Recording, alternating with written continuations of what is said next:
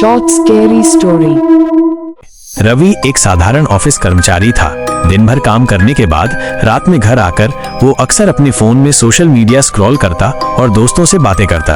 एक दिन आधी रात के करीब उसके फोन की घंटी बजी।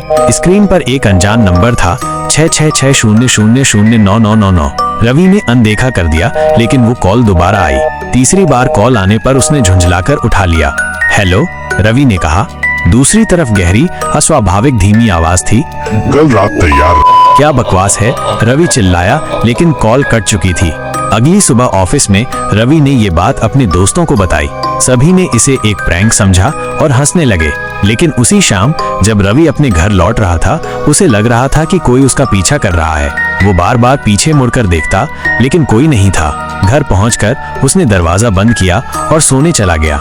रात के करीब 2 बजे अचानक उसका फोन वाइब्रेट करने लगा। डर के मारे उसने फोन उठाकर देखा, वही अनजान नंबर। उसकी धड़कनें तेज हो गईं। फोन का स्क्रीन ब्लैक हो गया और उसमें सिर्फ 2 शब्द चमक रहे थे, अब तुम्हारा समय आ गया। अचानक कमरे की बत्तियां झपकने लगी और तेज ठंडी हवा चली। रवि कुछ समझ पाता इससे पहले ही कमरे में एक परछाई प्रकट हुई, एक कंकाल जैसा काला शरीर, जलती लाल आंखें। रवि चीख भी नहीं पाया, बस उसके शरीर से प्राण निकल गए। अगले दिन जब रवि ऑफिस नहीं आया तो उसके दोस्त चिंतित हो गए। वे उसके घर पहुंचे तो दरवाजा अंदर से बंद था। पुलिस बुलाई गई और जब दरवाजा तोड़ा गया तो सभी का खून जम गया। रवि का शरीर बिस्तर पर पड़ा था, चेहरा डर से विकृत था और उसके हाथ में अब भी फोन था। पोस्टमार्टम में पता चला कि उसकी मौत हार्ट अटैक से हुई थी, लेकिन उसके चेहरे पर जो डर था वो किसी सामान्य मौत का संकेत नहीं दे रहा था। उसके दोस्त अमित ने इस घटना को हल्के में नहीं लिया। उसे रवि की बताई हुई अनजान कॉल याद आई। उसने मोबाइल चेक किया तो उसमें आखिरी कॉल उसी अनजान नंबर से थी, 6660009999। अमित और उसके दोस्तों ने सोचा कि ये कोई साइबर क्राइम होगा। उन्होंने जिज्ञासावश उसी नंबर पर कॉल बैक किया। घंटी बजी, लेकिन किसी ने उठाया नहीं। रात को अमित घर पहुंचा और उसने अपने फोन को चार्जिंग पर लगाया। तभी फोन की स्क्रीन अपने आप जल उठी। उसी नंबर से कॉल आ रही थी। डरते डरते उसने फोन उठाया। हेलो। दूसरी तरफ वही धीमी और डरावनी आवाज थी। अब तुम्हारी बारी है। अमित के पसीने छूट गए। उसने घबराकर फोन फेंक दिया, लेकिन अचानक कमरे की लाइट जल बुझने लगी। हवा में अजीब सी सरसराहट गूंजने लगी, जैसे कोई बुदबुदा रहा हो।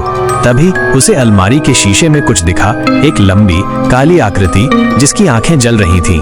वो परछाई अमित की ओर बढ़ी और देखते ही देखते पूरा कमरा ठंडी धुंध से भर गया। अमित का शरीर सुन्न हो गया और उसकी आंखों के सामने अंधेरा छा गया। अगली सुबह जब उसके दोस्त पहुंचे तो अमित का शव मिला। उसके चेहरे पर वैसा ही विकृत डर था जैसा रवि के चेहरे पर था। अब तक ये बात पूरे शहर में फैल गई थी। लोग इस अनजान नंबर से कॉल आने के बाद होने वाली रहस्यमयी मौतों से दहशत में थे। किसी को समझ नहीं आ रहा था कि ये सब क्या हो रहा है, लेकिन एक साइबर एक्सपर्ट ने इस नंबर की जांच करने की कोशिश की। हैरानी की बात यह थी कि ये नंबर किसी भी नेटवर्क कंपनी से रजिस्टर्ड नहीं था, और जब इस नंबर को ट्रैक करने की कोशिश की गई तो लोकेशन 0 दिखा रहा था, यानी ये नंबर इस दुनिया में मौजूद ही नहीं था। अमित की मौत के बाद उसके दोस्त विकास ने ठान लिया कि वो इस रहस्य का हल निकालेगा। उसने इस नंबर से जुड़े हर व्यक्ति की जानकारी इकट्ठा करनी शुरू की और पाया कि ये नंबर पिछले 10 सालों से अलग अलग शहरों में प्रकट हो रहा था। हर बार कोई इसे उठाता वो अगले दिन मर जाता। विकास ने इस नंबर पर कॉल करने का फैसला किया, लेकिन जैसे ही उसने नंबर डायल किया, फोन की स्क्रीन झिलमिला उठी। उसे लगा जैसे कोई अदृश्य शक्ति कमरे में थी। अचानक फोन से एक दिल दहला देने वाली चीख निकली और विकास का फोन अपने आप फर्श पर गिरकर चकनाचूर हो गया। कमरे में अंधेरा छा गया, लाइटें जल बुझने लगी। विकास के कानों में वही आवाज गूंजने लगी। अब तुम्हारी भी बारी है।